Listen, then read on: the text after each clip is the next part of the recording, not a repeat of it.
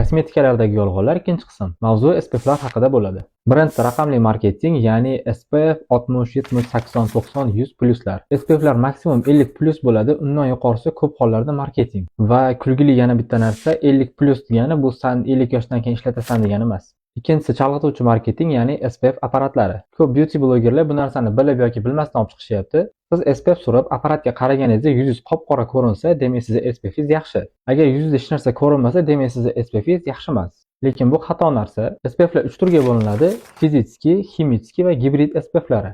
Химический SPF surib, apparatga qaraganingizda qop-qora qilib ko'rsatadi. Gibrid SPF surib, apparatga qaraganingizda och rangda ko'rsatadi. Agar siz fizический SPF ishlatgan bo'lsangiz, apparatda hech narsa ko'rinmaydi. Ularning farqi shundaki, химический SPFlar nurni yutib oladi, shuning uchun qora ko'rinadi. Fizический SPFlar bo'lsa nurni qaytargani uchun apparatda ko'rinmaydi. Uchinchisi, SPF krem oldingmi, gidrofilniy masla ham olishing shart. Bu to'g'ri narsa, lekin har doim emas. Ba'zi SPFlarni tarkibida yog' bo'lmaydi, shuning uchun gidrofilniy maslasiz ham oddiy penkada yuvib tozalasa bo'ladi. Ko'pincha no sebum deb yozgan bo'ladi. Agar tonalniy effekt bermaydigan bo'lsa, uni oddiy penka bilan yuvsa ham ketadi.